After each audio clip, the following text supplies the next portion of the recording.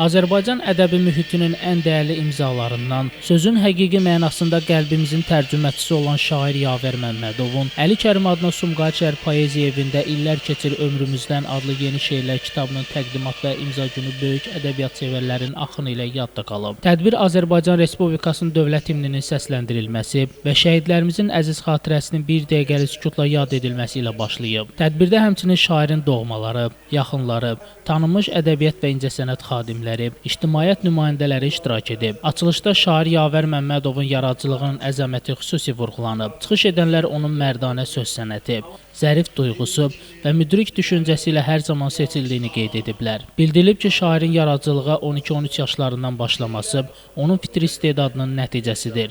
O təkcə şair deyil, həm də vətən sevgisini, ictimai sosial narahatlıqları və insanın ən ülvi hisslərini öz poeziyasında misilsiz şəkildə birləşdirən böyük bir aydındır. Onun hər bir misrası oxucunu həm düşündürür, həm də ruhunu təzəlləyir. Təqdim olunan İllər keçir ömrümüzdən kitabı şairin yaradıcılığının zirvəsi kimi qiymətləndirilib.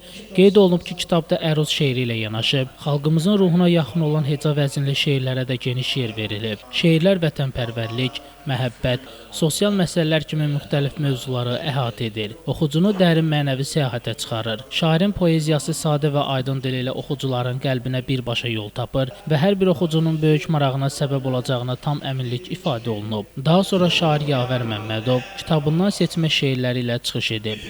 Səmimi və emosional çıxışı ilə o bir daha sözün qüdrətini nümayiş etdirib və oxucuları ilə görüşməkdən duyduğu böyük məmnuniyyəti dilə gətirib. Bu mənim ilk şeirlər kitabımdır. Mən bu kitabda vətənpərvərlik, ictimai, sosial, eləcə də məhəbbət mövzusunda yazdığım şeirlərdir.